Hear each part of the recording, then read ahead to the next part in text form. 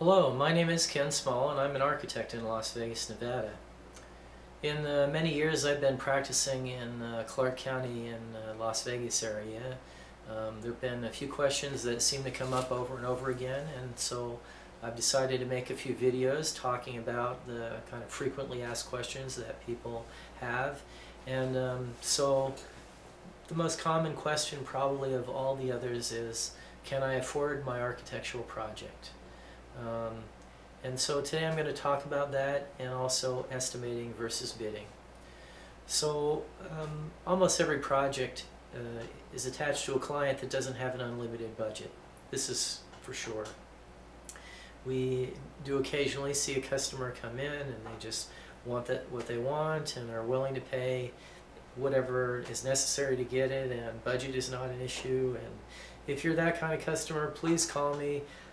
I always wish to do that kind of work, but for the other 99.9% of you that have a limited budget, it's fairly common that people are used to buying cars or buying houses or something that's already done, and they're used to shopping in a certain way for a product that is already existing. And so something that's important for you to understand is that when you're haggling for a watch at the flea market, or a pair of sunglasses, or a bottle of liquor, or a case of liquor at the liquor store, the liquor was already put in the bottle 6 months ago, and so how cheap a deal you get for it is not going to affect how good it tastes, or how cool the sunglasses look, or whatever. It's already done. But when you're doing architectural work, the food is not already in the can before you haggle for the food, and so there has to be enough profit in the process to make it worthwhile for the general contractor, the architect, the engineers, everybody else to get involved in the project. And there can be charity projects, and you can see on our website a wonderful charity project that we're involved in that is so wonderful that everybody's going to do it for free. But the reality of it is that for the average commercial project or a large home or what have you, the architects and engineers and contractors involved have to make a living in doing that project, and so you're not really able to get things for less than what they cost.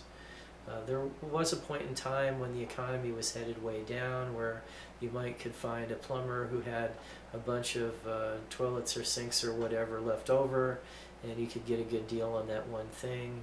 But those days are done. We're in a normalized economy now, and so the price of a toilet is generally the same, and the installation is generally the same for most plumbers. And how do you decide whether you can afford a project or not? Shouldn't be about which architect you're using, or which contractor you're using, or which plumber you're using. You should try to develop a project budget based on the real world and what things cost in the real world regardless of that.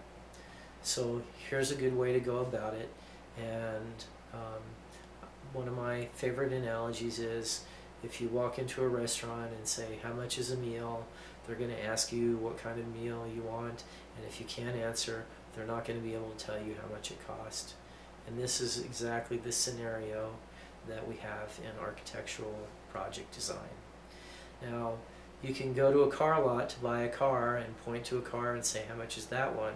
But again, the car is already built prior to the haggle, so how good a deal you get on it doesn't affect the outcome of how good a car it is. Now, so the process for something that has yet to be designed is completely different. And what we usually suggest is make a list of what your requirements are for what it is that you're doing. If it's an office, list all the interior spaces, list the adjacencies that you need, say approximately how big they are, or if you don't know how big they are, then say what the items are in the room. Like I need an office executive desk executive chair, 2 side chairs, 2 file cabinets, whatever. And then we'll take that list, or if you don't want to do that, we'll help you make the list, and we'll do a preliminary design sketch. And then after you have that preliminary design sketch, let me just give you a quick version. This is a commercial project here. It's a very rough preliminary design sketch. We're going to take that down to planning and zoning and see if they have any major objections over it. And then we're going to find a reputable, honest contractor to give you an estimate. Now, let's talk about estimates versus bidding. It has happened many times in our office that we have a reputable contractor look at a sketch like that. It doesn't contain much information, and he does a little bit of extra effort on his end, and he goes out and he finds out that it's going to cost say $100,000 to bring electricity to the site. And then another contractor will not put in that effort, and so you don't get a good comparison like you do with bidding, where everything is shown on the plans that the contractor has to do. And this is why there's no point in trying to get a bunch of estimates.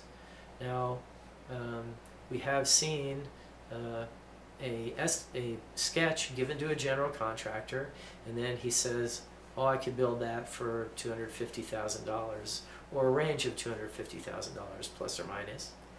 And then the client takes the sketch and gives it to another contractor because he wants a lower estimate. Well, estimating isn't bidding, and when you're out searching for the lowest estimate possible, what you're really searching for is hopefully the most optimistic contractor you can find, but often that doesn't turn out to be the case, and what you really get is the most dishonest contractor you can find. Somebody who's doing what's called lowballing. They throw you a low number so that you think that they can build cheaper than everybody else, and then you're ultimately going to end up using them. But really, I mean, if you want to call it what it is, what you did is you seeked out and found a liar. And so your estimate doesn't tie you to a given set of construction documents that show all the details. It's just an honest attempt to put you in the range that you need to be in to decide if you want to go on. So if you have $100,000 to build a restaurant and the contractor tells you it's going to be $250,000, don't go on. And so what does an estimate contain? An estimate could contain anything, and so you need to talk to your contractor who's doing the estimate for you and ask them, so did you find out if I need to bring power to this site, if it's going to cost me more? Did you find out if the sewer is out in the street? Did you find out whatever? And if he says, no, I didn't do any of that, but I put in extra $50,000 figuring that we're going to run into some problems with utilities coming to the site, then at least you know you have somewhat of an idea that he at least thought about all these issues. The reason why some people get a much lower estimate from one contractor than they do from another is not typically just outright dishonest contractors. It's because the contractor who's more interested in helping you in getting the job put in a little extra legwork to investigate, and so he's going to end up with a higher number in his estimate than the one who just looked at it while he was having a hamburger and said, well, I did one like this a few years ago and it cost $100,000, so we'll say $100,000. So it's all a matter of the level of detail and the effort that the estimating contractor put in. Now, if you really, really, really need to know what something actually costs, there are professional estimators, and you can pay a general contractor to sit down with his subs and give you real solid numbers before you move forward. And this is often done on larger projects. And also, architects, which is of IM1, will offer an estimating service done at each step in the process, so that if the price creeps up while you're going through the process, you can find out about it. But most people aren't willing to pay for that. So it's very uncommon to do it on a commercial project, and it's never done on a residential project. But on a government project, yes, we've often given 4 estimates in the course of producing a government project of what it will cost. So if you want to do that, it's fine. Anyway, once you have your preliminary design sketch and you give it to your favorite contractor, and I don't care how you pick them, but you need to check them out a little bit. Make sure that if you're doing a commercial project and the guy's asking for 3 references, and if they're all 3 houses, he's not your guy. If you're doing a residential project and he gives you 3 commercial projects as his last 3 projects, he's probably not your guy. So make sure that you found a general contractor, that has references. That'd be really good. If everybody hates him, or if he just got licensed, he's probably not the one you want. And then the next thing is, make sure that he has experience in the category that you're doing work in. Talk to the people who he used as references. Find out if he did a good job or not. And then if you like that guy, ask him for his estimate, or a gal, sorry. And so if you prefer the particular female contractor, she's your buddy or whatever, go ahead and use her. But whoever the contractor is, check them out, make sure they're honest, and then live with their estimate. Don't try to look for more estimates, because it's not going to help you. You're not bidding. Now, after all the construction documents are done, and a plumber can look at the drawing and count the number of toilets and figure out how many lineal feet of what size of pipe he needs to put in the number of toilets, then you're bidding.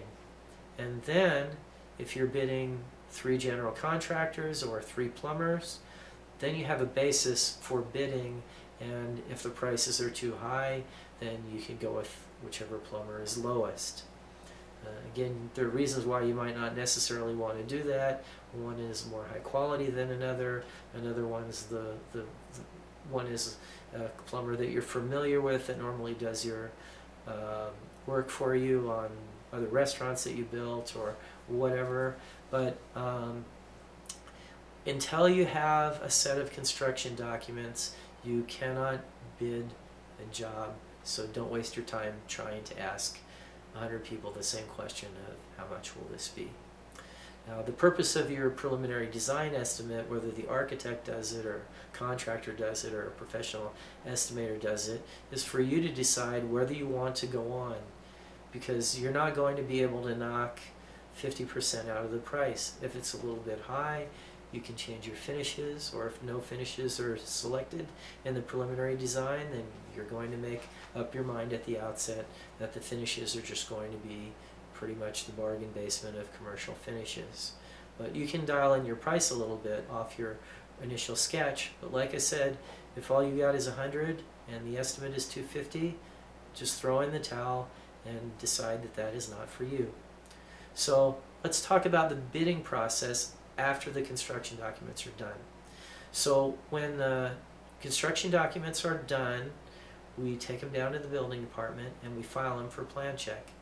Now typically, while they're in plan check, the plan checkers are reviewing, and we allow the contractors that time to bid. 2 weeks or a month, depending on the project. If it's a larger project, it could be a lot longer than a month. But during that time, the contractors distribute their copies of the plans to their subcontractors, and they get subcontractors' bids back. And so that's when the generals are looking at 3 plumbers and which one is the cheapest, and the cheapest one is not good at showing up on time, so maybe we won't use him, and all those different kinds of questions. And then each one of the general contractors comes back with a fixed number for everything, all in, all included. Now, as your architect, I generally prefer to be the one that handles the bidding process. And the reason is, this enables you to make sure that you're getting an apples and apples comparison between general contractors. And so a lot of times One general contractor will call an owner who's not particularly savvy about the bidding and construction process, and they'll ask a question, and then they base their bid on that question, and the other general contractors don't know that that question and answer occurred, and then you don't get a fair comparison between the two general contractors, or three, or however many you're bidding. And so as your architect, we handle it as a formalized process. They write requests for information. We have formal processes for taking them through to make sure that everything is handled correctly, and that in the end, if you have 3 bids, then you know which one is really the low bidder, and not that one of them figured that you weren't going to get flooring and the other one figured that you were going to get marble flooring, and that's why one is lower than the other, which can happen. And it's also important to understand that when you hire your architect, you need to tell him whether you're going to be negotiating with one contractor, or whether you're going to be bidding multiple contractors, or whether you're going to do a formal bidding process, whether you are a general contractor, because the construction documents will be prepared differently depending on how you're going to do it. And this also affects the price of architectural services. So in the end, after you've got all your general contractors' bids and the plans are still going through plan check, normally we recommend do not sign a contract with the contractor until the plans come out of plan check and they issue the permit, because if there are increased cost, your ability to negotiate with the general contractor is less after you sign the contract with the general contractor. Now, there's a lot of different ways to hire general contractors, and we work as a design build team with a fixed percentage markup from the general contractor, and with a negotiated price for the general contractor's fee. So bidding 3 general contractors is not necessarily the way to get the best price and to get the job done on time. There's a number of other ways to do it, but in any event, the 3-bid general contractor way is the way to satisfy yourself that you're not getting ripped off. And as I said, the other ways you can also be quite well satisfied that you're not getting ripped off, but that's the most common way. So once you have your 3 bids from your general contractors, if you're above budget, you don't have enough money, you don't go back to the 3 general contractors and tell all 3 of them, hey, I want to go from marble flooring to carpet. You just go to the apparent low bidder and you say, hey, I need to save whatever it is, $50,000 out of this, and when we were designing we thought marble would be nice, but now being in budget is more important, so we're going to go from marble to carpet. And you should be able to get a fair deal from him prior to signing the general contract, just making that one adjustment. If you don't feel like you're getting a fair deal, it's certainly appropriate to talk to the second apparent low general contractor, but there's no reason to go back into the bidding process to try to make adjustments. The other thing is, it can happen that sometimes after you've gone through the whole bidding process, your apparent low general contractor has come under budget. And in that case, you go back to your apparent low general contractor and you say, hey, this marble we were shopping for, we found out it could be installed for $10 a square foot, and where we want it is going to add about $30,000 to the project. If we credit back your carpet at so much per square foot and we add the marble, can you make an adjustment? And the general contractor, of course, if he's anywhere in his right mind, is going to go, of course, we'll add, subtract, and increase the budget by $20,000 or whatever it is so you can have marble in your lobby. And so you can always add and subtract after going through a bidding process, and it's actually very common, and no one's surprised by it. More often than not, you're subtracting than adding, but there's no reason why it can't go both ways. So at that point in time, and only that point in time, do you exactly know what your project is going to cost. And I will add to the fact that if your general contractor hasn't included what they call a contingency, then you should discuss with your general contractor and your architect a percentage contingency. So if you're building a ground-up building and you've got a good thoroughly drawn set of plans and you bid 3 general contractors, then I would tell you to keep a 5% contingency absolute minimum, and more like 10%, so that as the building is being built, if there are surprises, problems, you decide you need to expedite the process to hurry it up. One of your upper level managers decides that he wants wallpaper in his office, or he's going to quit. Somebody decides that they forgot to tell us they need an electric outlet or special power, or your computer guy suddenly tells you that, oh, we need some kind of a fancy cooling system in the building. All these kind of surprises will happen, and you need to have a little more money in the bank than what the general contract allows for. Now, if you're working with a negotiated general contract with a reputable general contractor, I would put 5% in there right up front inside the general contract and say, this 5% is budgeted for a contingency and will only be distributed on written consent of the owner. And then, you know, you're working away and your foreman in your warehouse says, oh my goodness, I forgot, I need computers throughout the warehouse and you have to add outlets and wiring, and I know I should have told you but I didn't. The money is in there, and then you don't have to go back to whoever created your loan or your corporate supervisors and explain that you messed up on the process, because that's the total budget includes the contingency. But if you're doing it yourself individually, if you're developing a small commercial site for your own business, then by all means sign a fixed fee price with no contingency with the general contractor. But when you do, tell yourself in your own mind, I need to have at least 5 or 10% in my back pocket for things that come up, because more than likely you yourself will be the one who says, oh, I forgot this, oh, I need that, oh, we decided we needed this, this, this.